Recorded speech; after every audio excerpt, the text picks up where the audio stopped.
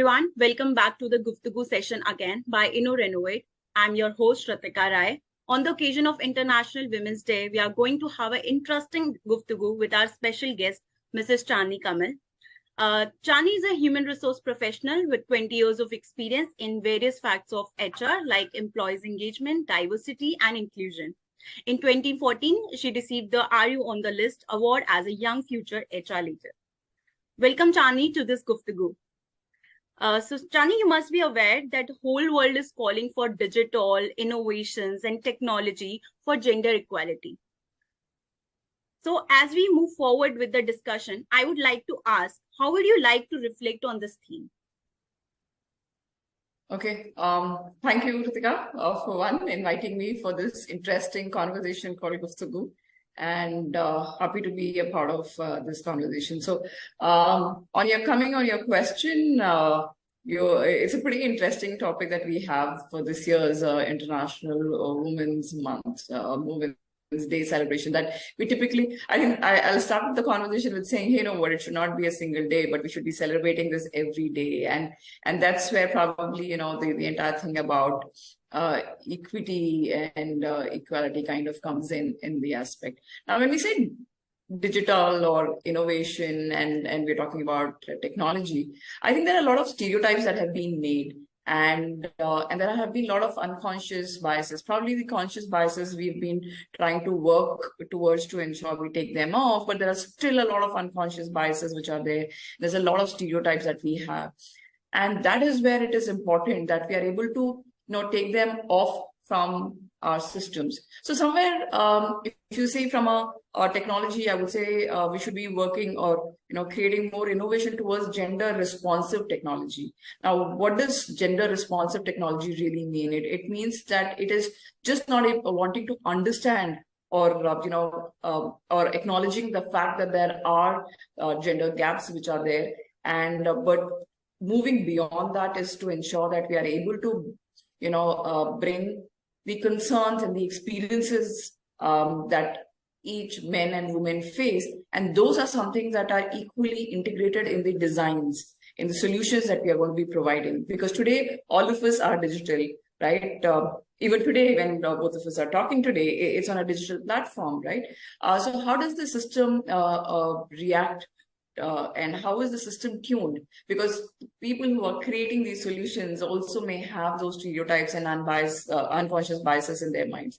So to ensure that all of this is taken off, it is important that we consciously bring those aspects and have them added into biases in their minds.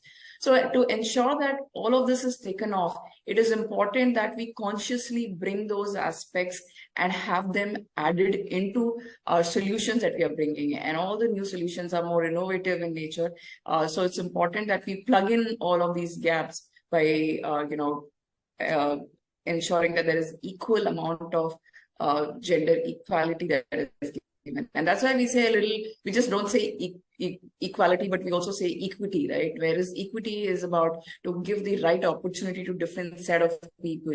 Now, this is what is something that is required, and probably more thoughts and more efforts will be put in this direction. Well said, Channa. So moving forward with my next questions, like what advice do you like to give for all the working professionals to promote equity in the society? Right. I think it's a good question, because it's what is for the working professionals. It's we all kind of look at our leaders and say, hey, what, they need to make the change, or there is someone else who has to bring in the change. But it is not about someone else who has to bring the change. It is the responsibility of each one of us. It's including you and me. Each one of us have to bring in this kind of a change, and that is how it will change in the entire society. It all starts from us, right? For us, when we work, we may all say, hey, what, I don't have any conscious or an unconscious bias. I just look at a professional and I hire the professional. But a lot of times what happens is there is always something running at the back of your mind saying, hey, what, she's a woman, so she may not be able to do this, or this person, has a kid who's a young kid, so she may not be able to travel. She's a young mother, or, a lot of those biases which are there in our minds. So I think that is something that each individual of us will have to ensure that we break those biases. And how do we break those? One is to build the right behaviors. And being inclusive, right? Now, what is being inclusive? Inclusive is ensuring that we have those right set of behaviors which ensure that we exhibit in our day-to-day, be it professional or a working space or a personal space, that we exhibit those behaviors by which the other person, the other gender, feels that they are included and equally a part of the entire ecosystem. Right? And how does this inclusion happen is to just by building the right set of behaviors. So for example, let me tell you, now if there is a conversation between, three of us, and if just the two of us are talking, the third person will feel excluded in the conversation, right? So it is important that we have that other person included. So it's just not the managers. As a manager, when I'm having a team meeting, it is important that I have the conversation with each individual. When it's a physical world, I can go around the table and ask. When it's a virtual world, I need to ensure that we have asking around everyone and getting their feedback as well, right? So that becomes an important aspect.